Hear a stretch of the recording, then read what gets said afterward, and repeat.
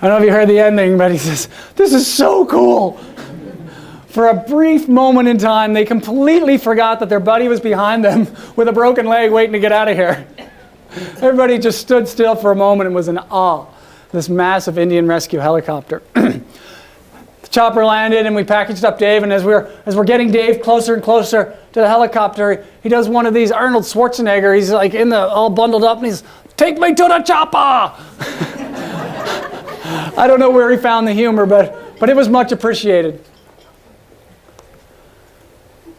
As that helicopter took off, one of my students looked over at me and took this photo, and I have the biggest smile that you can imagine. And after this photo, and after the helicopter flew away, I buried my head in the snow, and I cried. I'd never cried on an expedition before. I wept for about a minute, uncontrollably. I had no idea why I was crying at the time, or why it had come over me. It was just a pure release of emotion. But as I started to come out of it, what I was most taken back by was the team. I couldn't believe how everybody had rallied.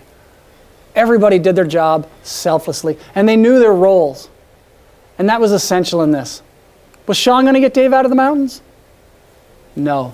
This team was going to get Dave out of the mountains, and without them, there's no way we would have had this resolution. Think about your teams that you're on, the teams that you work with. How well do they know their roles and what's expected of them? I work with a lot of teams. I recently finished a master's in leadership. I worked with an engineering firm, and one of the biggest things I took away from that engineering firm was these guys don't know their expectations. They don't know what's expected of them.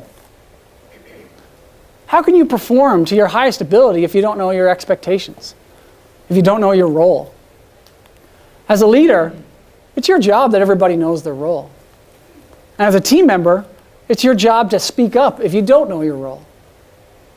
If you don't know what's expected of you.